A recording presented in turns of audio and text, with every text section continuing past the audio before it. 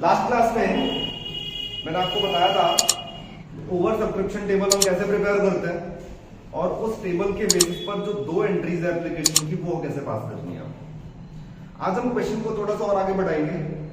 Application की entry हो चुकी है हमारी, अब अलॉटमेंट की एंट्री पास करेंगे हम क्वेश्चन को। और अलॉटमेंट की एंट्री बहुत इंपॉर्टेंट है क्योंकि वहां पर हमें जब आप एंट्री पास करते हो ना, bank account debit to equity share allotment account, वो जो कैलकुलेटेड अमाउंट है ना, वो कैसे आएगा क्वेश्चन में, तो थोड़ा सा ट्रिकी होता है ना। तो उसकी कैलकुलेशन आज हम सीखेंगे।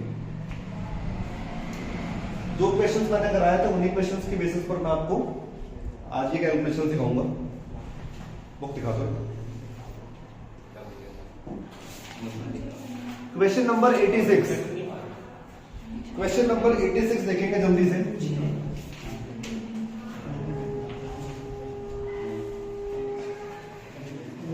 लिखा हुआ है Ruchi limited issued for public subscription 40,000 shares. Issued share है 40,000, 10 रुपीज का एक शेयर है, 2 रुपए का प्रीमियम है। एप्लीकेशन पे 2 रुपए, अलॉटमेंट पे 5 रुपए है, फर्स्ट कॉल पे 2 रुपए, सेकंड और फाइनल कॉल पे 3 रुपए। एप्लीकेशन आपको रिसीव हो गया 60,000 शेयर्स के लिए, ओवर सब्सक्रिप्शन हो गया। प्रो राटा अलॉटमेंट आपने किया 48,000 वालों को और रिमेनिंग जो बच गए उनको हमने कर दिया रिजेक्ट। ठीक है। Money over paid on application was utilised towards sum due on allotment, मतलब जो भी एक्सेस अमाउंट आपके पास आएगा एप्लीकेशन पे उसको कहां यूज कर लेना है, अलॉटमेंट को जनरली हम ट्रांसफर करते हैं टेबल में। उसके बाद लिखा है Ram to whom 1600 shares were allotted. Ram एक शेयर होल्डर था जिसको हमने 1600 शेयर अलॉट किए थे, fail to pay the allotment money, उसने आपको अलॉटमेंट का पैसा नहीं दिया। उसी के आगे लिखा है Shyam to whom 2000 shares were allotted, fail to pay the 2 calls. 2 calls का मतलब फर्स्ट कॉल और सेकंड कॉल। तो अभी फिलहाल हमें उस शेयर होल्डर से मतलब नहीं है जो कॉल नहीं पे कर रहा। अभी हम केवल हमारा फोकस उस शेयर होल्डर के ऊपर रहेगा जिसने आपको अलॉटमेंट नहीं दिया, है ना। तो अलॉटमेंट जिसने नहीं दिया केवल वही तक क्वेश्चन पढ़ते हैं और फिर क्वेश्चन को देखते हैं कि वो कैलकुलेटेड अमाउंट कैसे है। टेबल जैसे हमने सीखा था वैसे प्रिपेयर करेंगे। पहला कॉलम शेयर सप्लाइड, सेकंड आपका होता है शेयर अलॉटेड,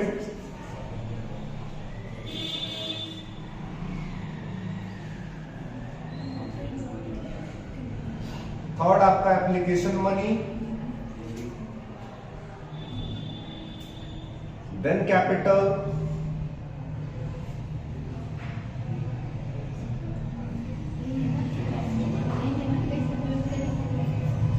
टेबल कैसे प्रिपेयर होता है उसकी बात करते हैं। टोटल 60,000 का एप्लीकेशन आया हुआ था, 48,000 वालों को आपने क्या किया, प्रो राटा कर दिया, तो रिमेनिंग जो बचे 12,000 उनको हमने रिफ्यूज कर दिया। तो 12,000 वालों को हमने शेयर्स नहीं दिए और 48,000 वालों को हमने कितना दे दिया, 40,000। एप्लीकेशन के टाइम पर 2 से मल्टीप्लाई करेंगे, थर्ड कॉलम में लिखेंगे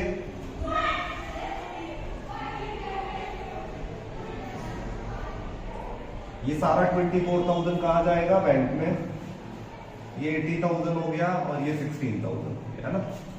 अब एक बार चेक भी कर लेना, आपको 16 लिखा जा सकता है या नहीं लिखा जा सकता है। कैसे चेक किया जाता है, जितने शेयर्स लॉट किया हमने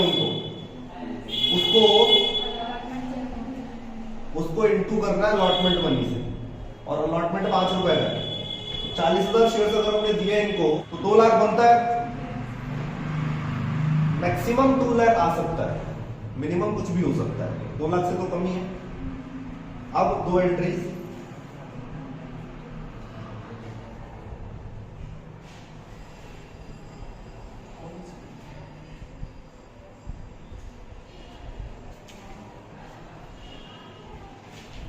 इक्विटी शेयर्स एप्लीकेशन पर आ जाएगा 1,20,000। नेक्स्ट एंट्री होगी आपकी equity shares application to equity shares capital, to equity shares allotment to bank. Application पर 1,20,000, कैपिटल पर 80,000, 16,000 और 24, है ना? इतना तो सीखा ही था हमने। अब इसके बाद की जो दो एंट्री है उसकी बात करते हैं। उसके बाद की जो पहली एंट्री है अलॉटमेंट की, वो है आपकी इक्विटी शेयर्स अलॉटमेंट। तो इक्विटी शेयर्स कैपिटल,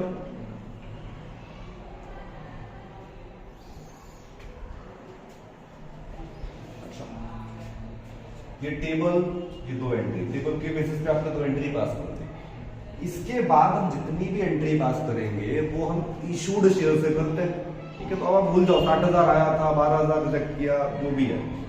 इसके बाद अलॉटमेंट से लेकर शुरू हो जा, आपको एंट्री इशूड शेयर से पास करनी है। और इशूड शेयर कितना है?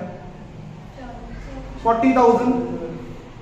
और क्योंकि अलॉटमेंट पे प्रीमियम भी है तो यहाँ पे क्या लिखेंगे हम? Security premium reserve. 40,000 इंटू में 5, है ना? कितना आ जाएगा? 2 लाख। यहाँ पर 3 से आएगा और यहाँ पे 2 से, 5 रुपए टोटल। उसमें 2 रुपए प्रीमियम, 3 + 2 हो जाएगा। 3 रुपए कैपिटल में, 2 रुपए प्रीमियम। 40,000 इंटू में 3 कितना हो जाएगा? 1,20,000 और ये 80,000। नेक्स्ट एंट्री है bank account debit to equity share allotment, है ना? यहां पर हम ये वो अमाउंट लिखते हैं जो हमें एक्चुअल में अलॉटमेंट के टाइम पर रिसीव होता है। अब देखो अलॉटमेंट के टाइम पर टोटल आपको कितना मिलना चाहिए था? 2 लाख। एप्लीकेशन के टाइम पर ही आपको 16,000 एडवांस मिल गया, वो तो नहीं मिलेगा अभी। अगर किसी ने आपको एडवांस दे दिया अलॉटमेंट का, वो नहीं देगा आपको पैसे, राइट? तो 2 लाख में से 16,000 माइनस करते हैं, ये नहीं मिलेगा हमें। और दूसरी चीज कि अगर कोई शेयर होल्डर आपको अलॉटमेंट में पैसे नहीं दे रहा है, उसके भी पैसे माइनस करेंगे हम, है ना? बेसिक क्वेश्चन में मैंने बताया था कि अगर कोई शेयर होल्डर पैसे नहीं दे रहा है तो क्या करते हैं? माइनस कर देते हैं। तो क्वेश्चन में साफ साफ लिखा हुआ है राम ने पैसे नहीं दिए। कितने शेयर्स थे राम के पास? 1600 इंटू में 5 रुपए। 5 रुपए के हिसाब से कितना हो गया इसका? 8,000। जो एडवांस है वो नहीं मिलेगा, और जो पैसे नहीं मिले राम से वो माइनस कर देंगे। 184 कितना आ गया? 170। जनरली अगर हम जनरल बात करें तो यही लॉजिक बनता है, ठीक है। लेकिन ये अमाउंट ना इनकरेक्ट है। जो इनकरेक्ट है, आपने राम का सीधा 8,000 माइनस कर दिया। अगर आप एक बार टेबल देखो, 2 कैटेगरी बना रखी है आपने। कौन सी कैटेगरी से होगा राम? इस वाली कैटेगरी से होगा या इस वाली कैटेगरी से होगा? तो 12,000 वालों को तो हमने भगा दिया एप्लीकेशन के टाइम पर ही। अगर किसी को शेयर्स मिले हैं वो कौन सी कैटेगरी से होगा? इस वाले कैटेगरी से होगा। और इस वाली कैटेगरी से आप दिख रहा है कि लोगों ने मांगे ज्यादा है, आपने उनको शेयर्स रेशो के अकॉर्डिंग दिए होंगे। तो अगर हमने राम को 1600 शेयर्स दिए हैं तो राम ने मांगे ज्यादा होंगे, है ना? ज्यादा मांगे होंगे, हमने उसको शेयर्स कम दिए। इस वाली कैटेगरी से हमें एडवांस में मिला हुआ है। जो 16,000 का एडवांस है, इसमें राम का एडवांस भी है थोड़ा बहुत, है ना? तो अब हमें यह पता करना है कि स्कूल की छुट्टी होती है इसमें।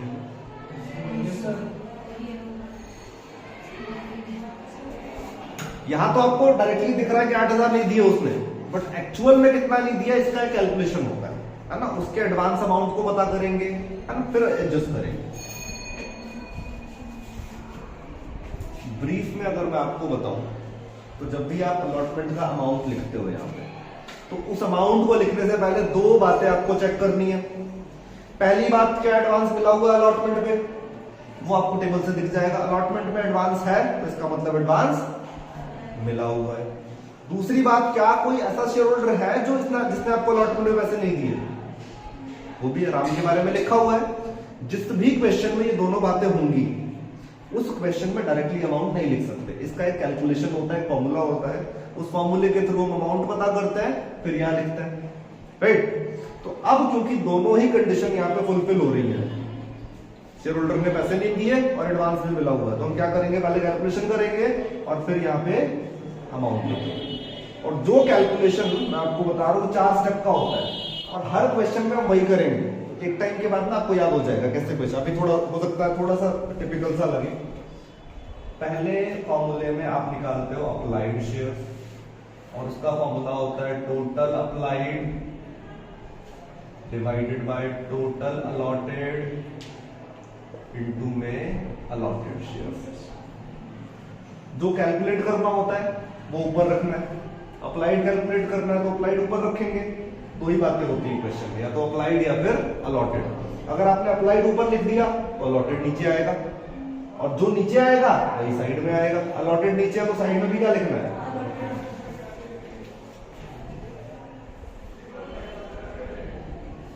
सेकेंड फॉर्मूला अलॉटेड का। अलॉटेड का फॉर्मूला हो जाएगा total allotted total applied into में अप्लाइड, राइट। तो पहले स्टेप में या तो हम अप्लाइड कैलकुलेट करेंगे या अलॉटेड, है ना। हम ये कैलकुलेशन उस शेयर होल्डर के लिए कर रहे हैं जिसने हमें पैसे नहीं दिए। राम, उसके पास कितने शेयर्स है, 1600। ये 1600 अलॉटेड है या अप्लाइड है, पहले तो यही पता करिए। क्लियरली लिखा होता है 1600 शेयर्स अलॉटेड।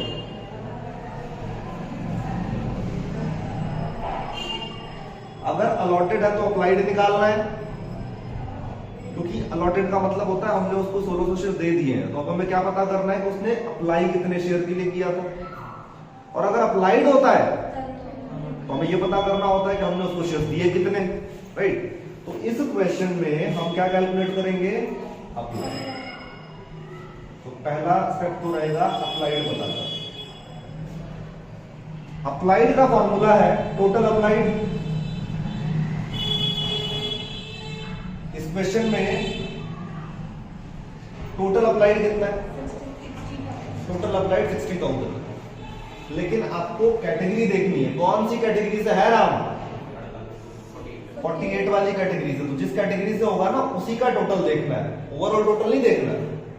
तो टोटल अप्लाइड कितना है इस कैटेगरी का, वो लिखा हमने 40। टोटल अप्लाइड 48,000 है और टोटल अलॉटेड है 40,000। और राम को जो हमने शेयर्स अलॉट किया 1600 है। इसको अगर आप सॉल्व करो तो आ जाएगा 1920। मतलब राम ने कितने शेयर्स के लिए अप्लाई किया था, 1920 के लिए। एप्लीकेशन के टाइम पर उसने हमें 1920 के हिसाब से पैसा भेजा होगा हमारे पास 3840, लेकिन हमने शेयर्स तो 1600 दिए उसको, तो हमें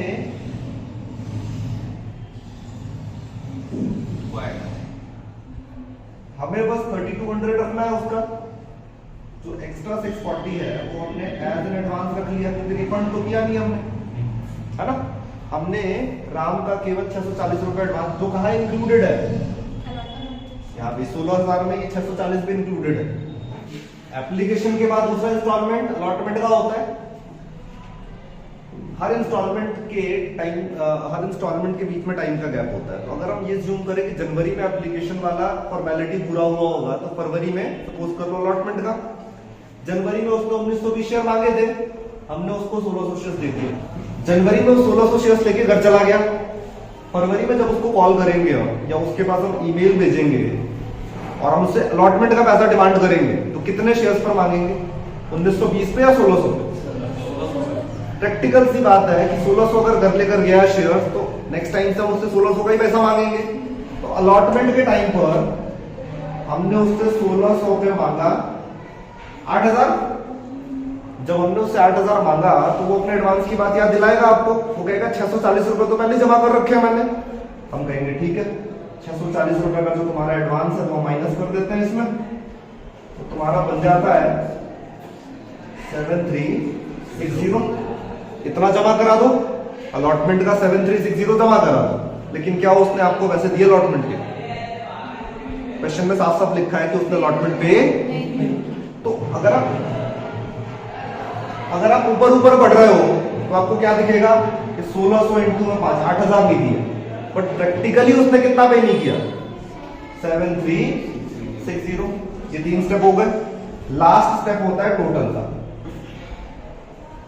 यानी टोटल हमें कितना रिसीव हुआ अलॉटमेंट के टाइम पे। तो अलॉटमेंट पे टोटल कितना मिल रहा था, 2 लाख, जो हमें ऑलरेडी एडवांस मिल चुका है वो माइनस करेंगे, और राम ने हमें कितना नहीं दिया, 7360। तो यहां पर आएगा 176,640। तो अलॉटमेंट में हम ये वाला अप्रोच नहीं फॉलो करेंगे, ठीक है ना, डायरेक्ट माइनस करने वाला। अब क्या करोगे, ये पूरा कैलकुलेशन होगा आपका, उसके बाद टोटल में जो नेट अमाउंट आएगा वो लिखेंगे 17760, ठीक है। ऐसा ही क्वेश्चन एक और कराऊंगा अभी, तो थोड़ा सा और फेमिलियर हो जाओ, ठीक है ना। हर क्वेश्चन में यही सब चल रहा होता है, बिल्कुल सेम टू सेम। पहले अलॉटेड अप्लाइड निकालना है, फिर एप्लीकेशन पर क्या हुआ वो पता करना है, इससे पता लग जाता है आपको कितना एडवांस मिल गया था उस टाइम पे, फिर अलॉटमेंट पे कितना नेट अमाउंट बनता है, फिर हम क्या करेंगे, टोटल में से माइनस कर देते हैं, ठीक है ना।